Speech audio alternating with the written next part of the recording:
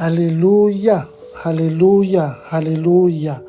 Miarabantsika rehetra amin'ny anara-maherin' Jesosy Kristy amin'izao andro maraina ny 4 Mai 2024 izao.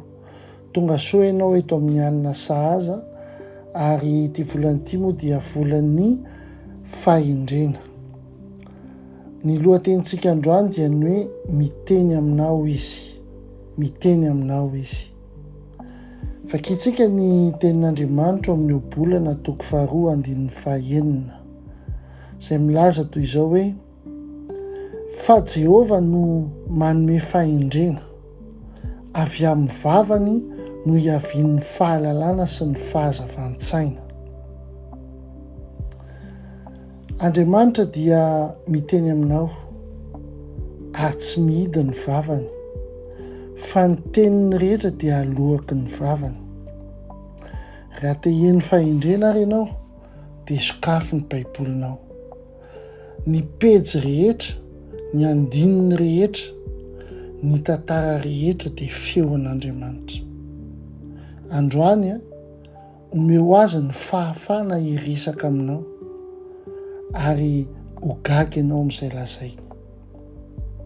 Jereo tsara ny ity ohatra anankiray ity, i Maria anabavin'i Marta, dia nisafidy mihitsy izy hipetraka eo tongotry Jesosy mba hiaino ny teniny raha mbola mikorotana ny rehetra.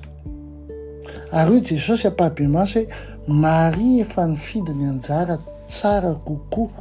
Hitanao zany eo amin'ny Luka 10:7-30 ka hatramin'ny 2:7. Nisafidy ny fahendrena trany amin'ny loharano i Maria.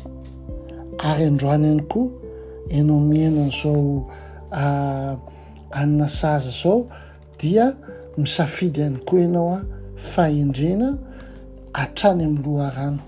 Amen. Ahoana ny fomba ampiaranao ny tenin'Andriamanitra ary? Fa koa ny obolana 2:4 nio, ny toko ho an'ny andro.